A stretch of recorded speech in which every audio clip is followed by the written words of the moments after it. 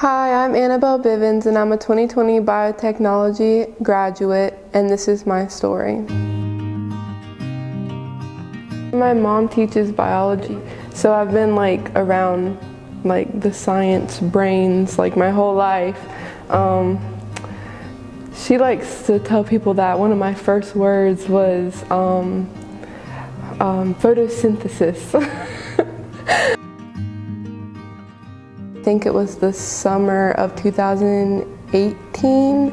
My mom told me about the biotechnology program. She thought that I would be interested in it, and so she signed me up for the intro class to the biotech program, and ever since then I loved it. I'm part of the Mayne Pharma Scholars Program, and I also heard about that from my mom. I wanted to apply for it because I was interested, obviously. I had to do an interview. I got accepted with 8 other scholars last year, and that's when I started full-time classes at Pitt. So it paid for all of my classes. It ensured an internship at Mayne Pharma, and I'm supposed to work for 2 years after I graduate.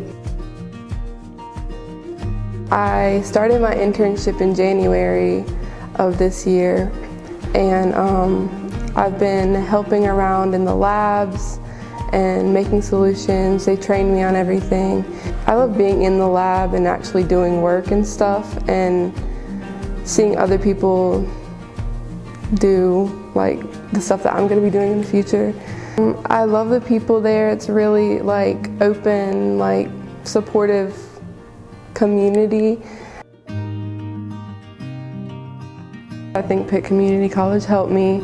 I think I got the best opportunity possible because, first of all, when I started in high school, so I already had hours, under my belt when I started my full-time.